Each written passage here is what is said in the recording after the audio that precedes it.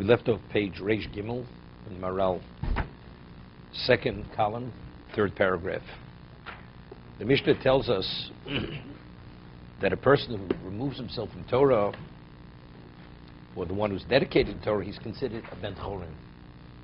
Because it says choros al luchos, al tikra choros al cherus. The letters for etched, engraved, and for freedom are the same letters. Who's truly the free person? The one who engages in Torah study. You're free. You know, people, they're slaves of the desire. They're enslaved. That's what they are. A person says, you know, I could afford any vacation, but I could only afford 7 days because I got to get back to work. So whatever. So what's life all about? You have work, and then you vacation and get back to work.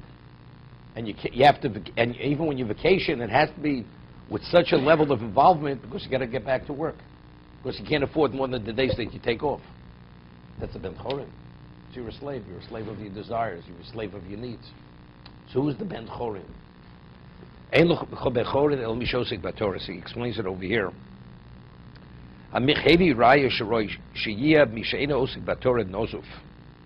Person who doesn't engage in Torah is like he's cast away. He's a person who studies Torah as it should be studied, meaning with the proper intent, lishma, it's literally a light potion. It energizes the person, spiritualizes the person. But the one who engages it with a sinister intent, this is what we call the kanter, it destroys the person. The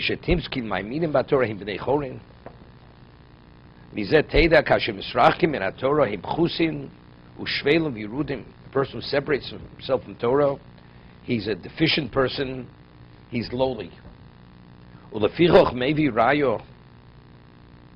It's interesting.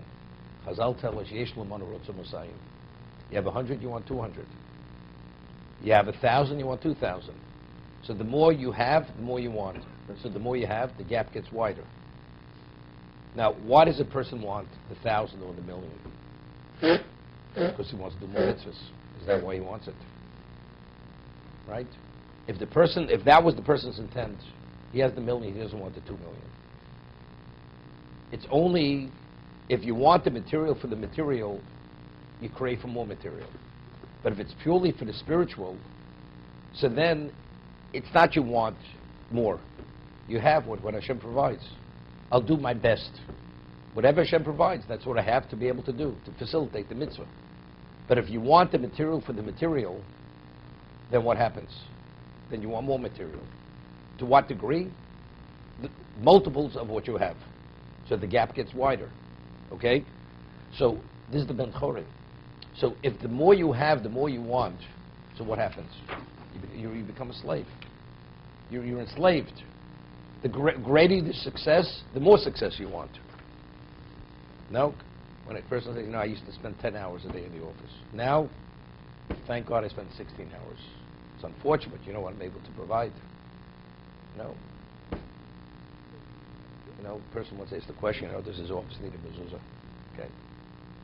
Spends more time in the office than he does in his house. Does he need a mezuzah? It's a separate question. Even if you don't spend that much time in the office, he needs the mezuzah. Ulefichoch maybe Reish Nema v'amichtav michtav kim hu chorus aloduchos atigri chorus alacheros umikol fi asug yesh leforish yoseh shemayvi rai lezeh shu meruchuk min Hashem yisborach ela afilu yosmi shelo nikra ben chorin rak mishulid. When we say you're not a free man, you're enslaved. It's not only just cast away, you're enslaved. She'ein ben chorin rak mishosek batorah ve'in sovek ki mi she'ein osek ben chorin shel yoseh shiflus ki aguf einu rak shemeruchak min Hashem yisborach. Okay, we'll continue this.